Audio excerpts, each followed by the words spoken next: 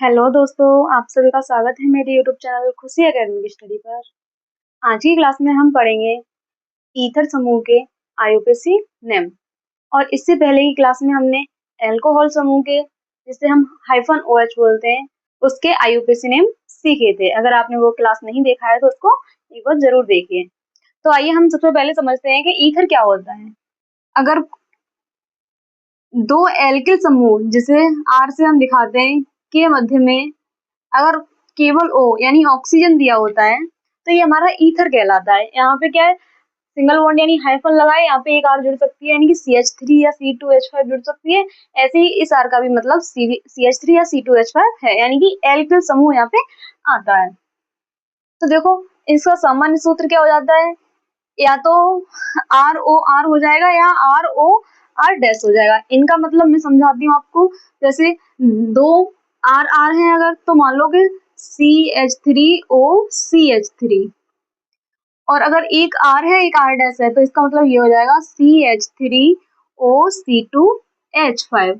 ठीक है, यानी कि एक अगर RR है तो दोनों O के दोनों साइड की एल्किल समूह समान है, और अगर RR डैश है तो O के दोनों तरफ के एल्किल समूह अलग अलग हैं। इसका मतलब ये हो जाएगा।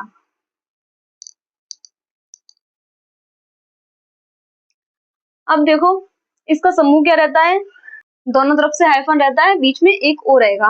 कहीं भी आपको अगर बीच में O दिख जाए वो ईथर होता है। इसका अनुलग्न होता है ऑक्सी। ठीक है, OXY। तो इसका सामान्य परिचय तो ये हो गया।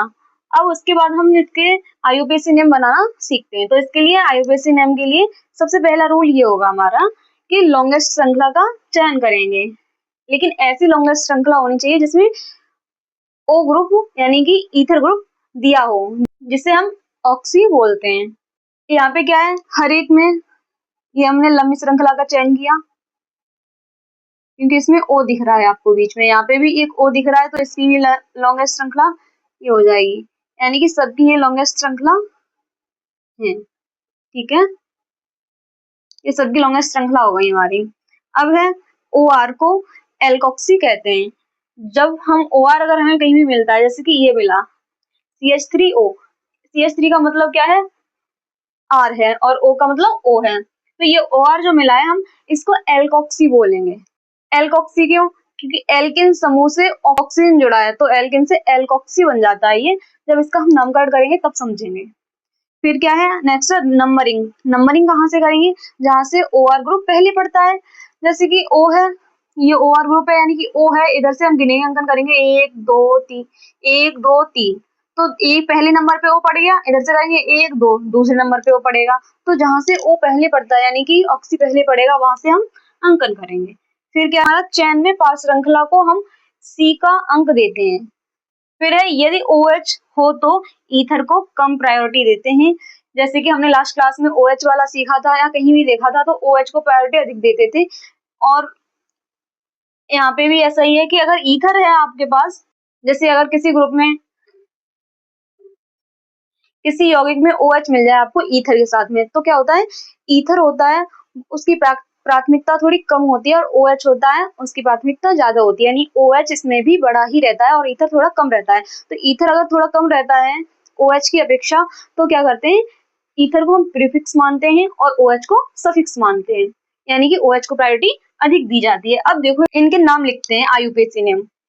तो मैंने क्या बताया था, इसको हम अगर RO दिया होता है तो इसको एल्कोक्सी बोलते हैं। एल्कोक्सी, इसमें एल्क क्या है, एल्किन समूह है, और ऑक्सी क्या है, ऑक्सीजन है। ठीक है, तो एल्क, अब यहाँ पे देखो एल्किन समूह कौन सा हो जाएगा, इसको लेंगे हम मैथ को।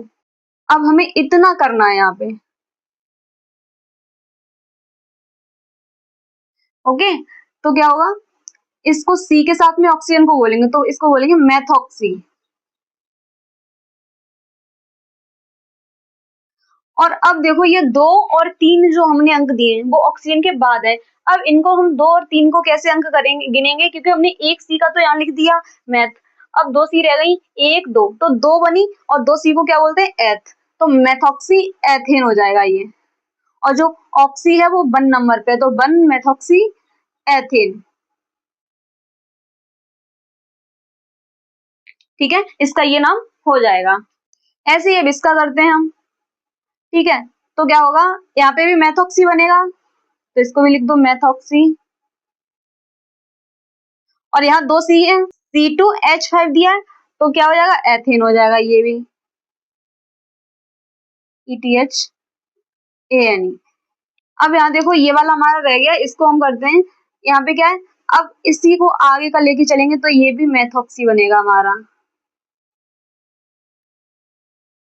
अब यहाँ देखो बाकी की जो 3 सी रह गई, हमने अंकन तो किया था 1 2 3 4, तो अब इसको हम ऑक्सीजन के बाद का है, इसका अंकन थोड़ा बदल देंगे, गिनेंगे सी कितनी है, 1 2 3 सी है।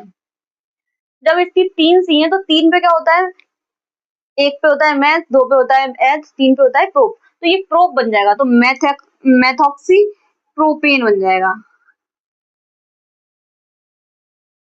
ठीक है, मैथॉक्सी प्रोपेन, इसका नाम ये हो जाएगा। और यहाँ देखो एक चीज, जैसे हमने 1 मैथॉक्सी प्रोपेन लिखा है, यहाँ पे 1 मैथॉक्सी एथेन लिखाया, और ये क्यों हमने 1 क्यों लिखा था, ओ पहले नंबर पे पड़ा है, यहाँ पे भी ओ पहले नंबर पे पड़ा है, यहाँ पे भी ओ पहले नंबर पे पड़ा है। जब एक नंबर आता है तो इसको जरूरी नहीं होता है लिखे या ना लिखे, जैसे हमने 1 लिखा है यहाँ पे, अगर हम इसको ऐसे लिखते मेथॉक्सी एथेन तो इतना भी चलता।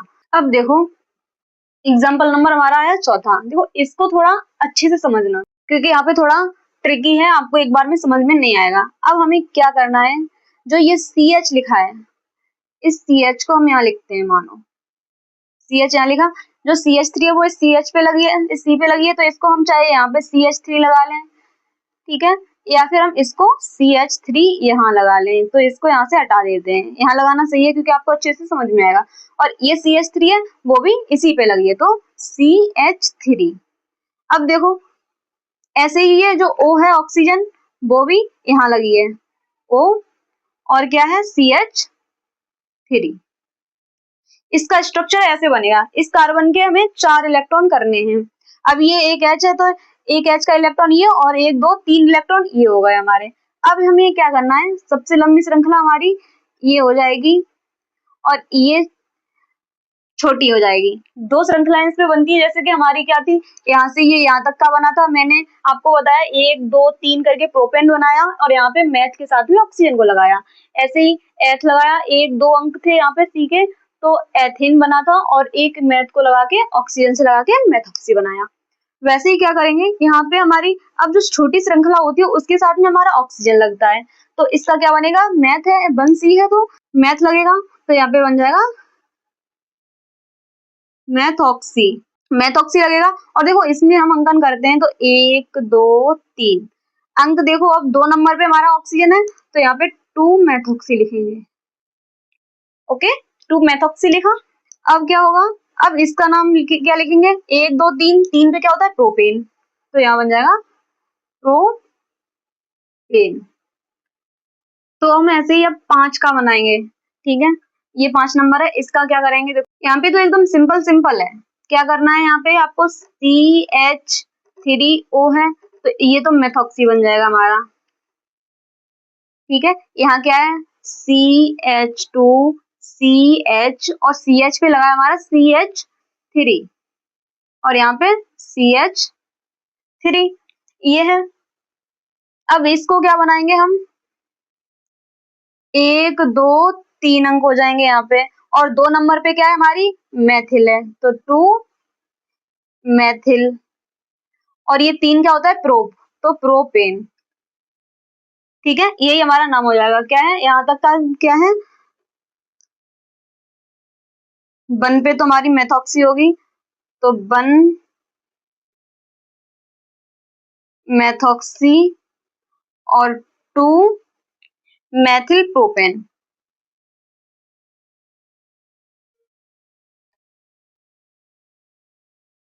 ये बन जाएगा इसका। ठीक है, अब हमारा रह गया लास्ट, कैसे होगा, यहाँ पे भी देखो 1 मैथिल 1 मैथॉक्सी बनेगा, यहाँ पे इसको मेथॉक्सी को प्रीफिक्स मानते हैं और इसको सफिक्स मानेंगे, और यहाँ पे अंकन 1 2 हो जाएंगे, 2 सी है, तो यहाँ पे 2 को क्या बोलेंगे एथ, और एथ के साथ OH लगा है, OH को बोलते हैं ऑल, तो यहाँ पे क्या हो जाएगा एथेनॉल।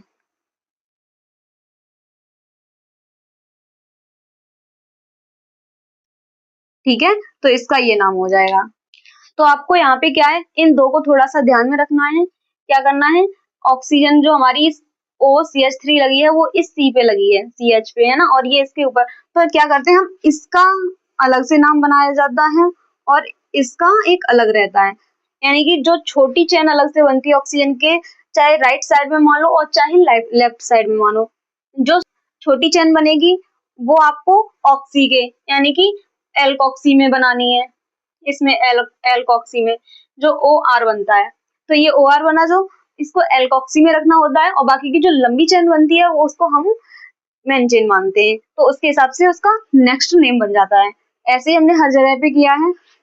क्या किया, ये छोटी तो इसको मेथॉक्सी माना, और ये दो सी थी इसमें तो एथेन मान लिया। ऐसे ही यहाँ पे इसको मेथॉक्सी माना और इसको प्रोपेन कर दिया, है ना। ऐसे ही सारे हैं। तो आज की क्लास में बस इतना ही, और इससे पहले कि आपने अगर क्लासेस नहीं देखी तो उनको जरूर देखिए और अपने दोस्तों के साथ मेरी क्लास को जरूर शेयर करिए। और अगर आपको मेरा पढ़ाना अच्छा लगता है तो जरूर कमेंट करके बताना, और अगर कोई डाउट है तो आप कमेंट करके मुझसे पूछ सकते हैं, मैं आपके क्वेश्चन का जवाब जरूर दूंगी। तो हम मिलते हैं एक और नई क्लास में, तब तक के लिए धन्यवाद।